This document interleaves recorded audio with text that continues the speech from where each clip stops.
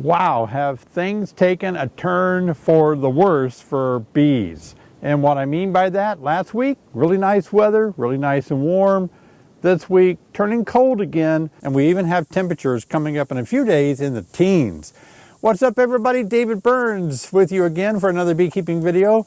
Kind of an urgent video I want to make for you guys that are experiencing what I am. Probably draw a line through Mississippi. Everybody north of middle Mississippi up. This probably applies to you because temperatures are going to drop by 50 degrees.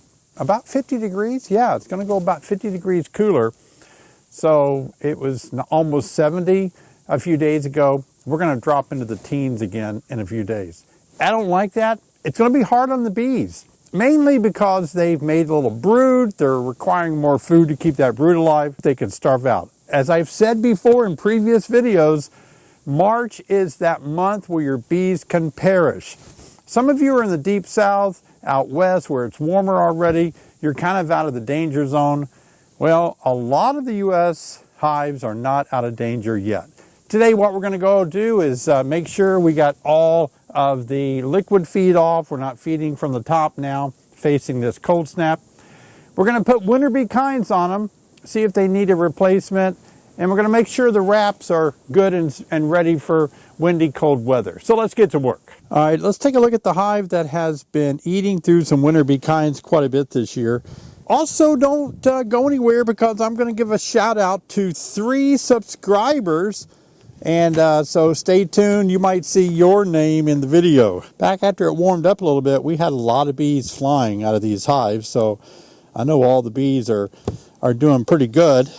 But I don't want to go through a cold snap and have them run out of food, so that's got me worried. I got to see what kind of food we got on these hives going into this cold spell. Oh, good thing I checked. This, as you can see, they've eaten through this winter bee kind and got a little bit around the edges, but not much. So we definitely got to do something about this. Nice way to check. Now, let's go ahead and get some of these bees off. I'm going to get my smoker so I can kind of get most of them to stay down in the box. All right, good.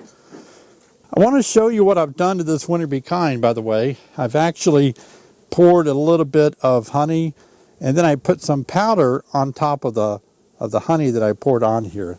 Then I give them a little food to eat.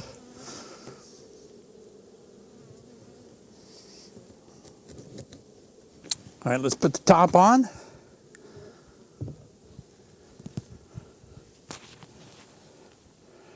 And let's check another one. We're going to jump into another hive and take a look. Before we do, let me encourage you to please subscribe and also click on the bell. That way you'll be the first to know when I come up with another great video. All right. I had to change the insulation a little differently because some of it blew off. I didn't tape it good enough. So it's I got it a little bit high up, but I think we can manage this okay. Let's get the top cover off first. All right. Now, let's get, I think it's a good idea for us to smoke this winter bee kind. The bees are going to be active, and if we can smoke as much as possible, we can keep more of those bees inside the hive and kind of get them to go down off of this winter bee kind when we replace it, if we need to replace it.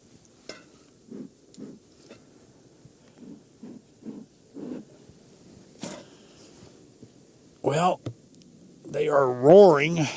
Oh, good time. A good time to change it out. As you can see, it's bone dry. Still got a lot of bees in there. They've even made some wax on it, so they're fed really well. But we need to put another winter bee kind on. And again, as you can see, put a little honey on there to get them to go down in there.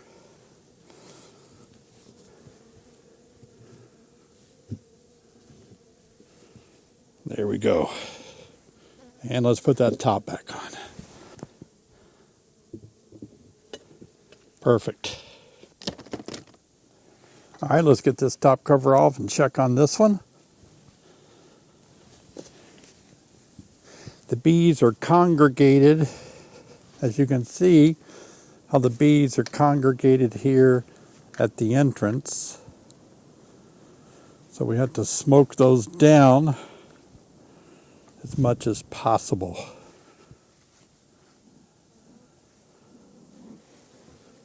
Ooh.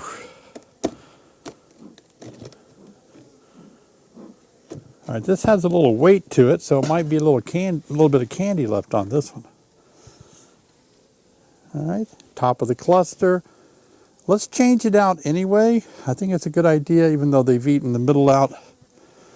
I want to change this out because this one has a honey super on it, and they're probably down in that super eating the super. For insurance, though, another winter bee kind with a strip of honey on it. Placed right there. That way they have my honey super below the winter bee kind and the winter bee kind should they need it, just to absorb some moisture and to keep them warm. And let's keep the brick on there in case we get some wind. Let's give a shout out to a subscriber, Mr. Christopher Harmon, who said, I recently ended up with a bunch of lemongrass. I hear that I can use this in their feed. Any recommendations? Well, I'm really not sure how to direct you with this. It is proven that this smell of lemongrass, lemon kind of attracts bees. But as to, how much to use, might be a little risky. I've always played it safe myself and only used Honeybee Healthy that has that lemon smell to it. And that way I don't have to learn how to figure out the dosage myself. So I would just experiment, but go as light as you can. You don't want to kill your bees. Even things that are natural and healthy and small doses can be dangerous in large doses. So you got to be careful that way. But thank you for being a subscriber and a shout out to you. Appreciate it. Another subscriber, TC, says, I think I missed the purpose of the newspaper. Is it to allow them to slowly get used to each other? How long do you leave the newspaper in place before removing? TC, that's a good question. I thought I mentioned that in the video, but it is to help the two colonies that you're combining get along without fighting. One hive that you may have removed the queen from and introduced to another hive, it still may have enough queen pheromone on the old hive that they might fight. So that newspaper just gives a little more time for the two colonies to become more familiar with each other. Thanks, TC, for being a subscriber. A shout out to you. And we want to give another shout out to a subscriber. This subscriber has subscribed for 6 years. Thank you, Bruno. He says, Dave, so what did you do with the other queen? Talking about the video where I combined two hives. And Bruno, the best way to approach that is first you kind of see how the colony is doing, and for apparent reasons is not doing very well. It's too small. You need to combine it with another hive. And sometimes the queen is at fault. And so in that case, you just got to pinch her and she's done. But in the case where your queen is doing really well, but for other reasons, the colony is just so small that you have to combine them because they're not going to make up for lost ground. In that case, you can actually give your queen away to a beekeeper that may need a queen, or sell your queen to a beekeeper if she's got a good laying pattern, but the colony is just failing because of low populations. Now, when I say that, I mean like in the fall, they don't have enough foraging left. They don't have enough time in the season yet to actually build that colony up. So you could take a good laying queen, but just a too small a colony to make it through winter. You could sell that queen and combine the hive with another colony.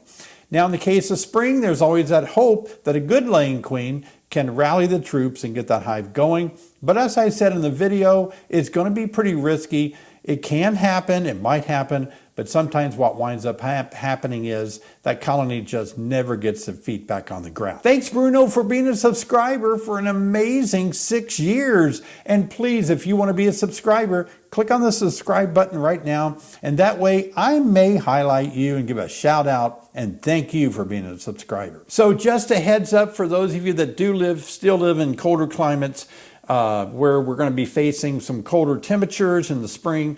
Don't leave your liquid feed on if it's going to drop below freezing, and put some winter bee kinds back on if we're dipping down in the 20s. Wrap those hives, make sure the wrap is secure, because again, please hear me clearly, these colonies are starting to change over. Bees of winter physiology are starting to perish. The queen's trying to lay eggs and get new brood going for spring, demanding more food to feed the developing brood. So it's kind of critical.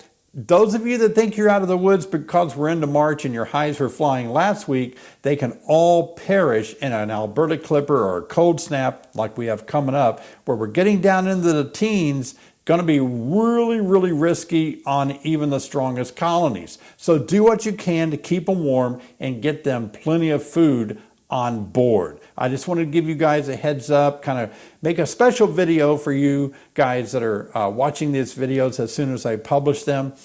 This is going to be very timely, especially coming up this weekend. My temperatures are going to drop down to about 13 degrees one night. That's going to hurt any small colonies. So far, that little colony I told you about in the single deep, it's still hanging on, but by gosh, it's getting it's getting thinner, and I'm worried about it. So giving it some winter bee kind, more winter bee kind to keep going. I got a great tip for you guys that are coming out of winter with colonies that are pretty small and they may not make it.